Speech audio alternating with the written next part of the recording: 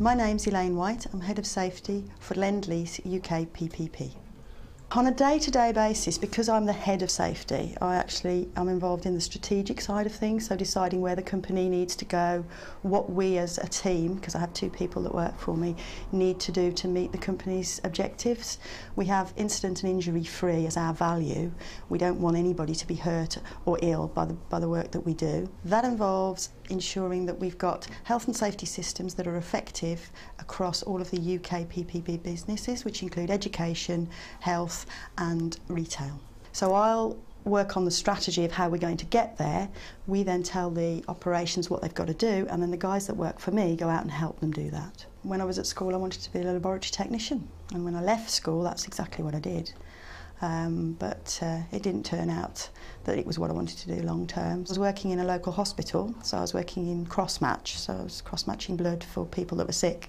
So it was interesting from that point of view, but it was very mundane, day in, day out the same. There weren't many girls in my science class. I think there were only 3 girls in the physics class that I did, and I was doing my physics A-level. And I think there were 4 girls in the chemistry class. So it wasn't a usual thing for girls to follow science. I found it very interesting. I'm the sort of person who likes to know how things work. I want to understand things, and it was the subjects that I just found interesting, and I was good at them.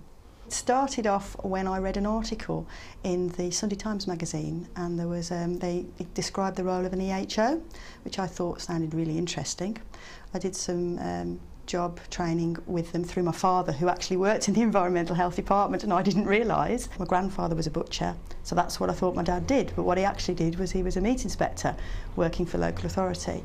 So when I showed an interest in it, he sorted me out some work experience, and then it just all started from there. Day one's a long time ago, can I remember? Exciting, but also a little bit scary, because all of a sudden you're responsible.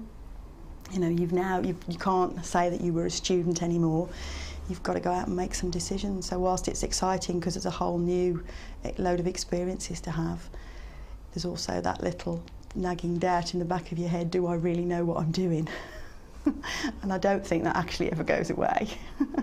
All right, well, these are safety boots, and these are my new safety boots that I got when I joined Lend Lease, and they fit me, which is unusual. When I first started in health and safety, there were very few women. When I worked in the slaughterhouses when I first started, I had aprons that were too long, boots that were too big, and when I used to leave the slaughterhouse, I couldn't go through the normal exit because it was a gentleman's changing facilities. I used to have to walk through the chill cabinets, and to this day, I don't know, but somebody used to whistle the Laurel and Hardy tune as I waddled through, and I don't know who it was because I couldn't see because it was full of meat. I can remember a moment when you stood and you thought, oh, this is pretty horrific, you know, standing there in the processing plant. But you make a choice then. You either continue with it or you stop, and I just continued with it. Well, we keep birds of prey.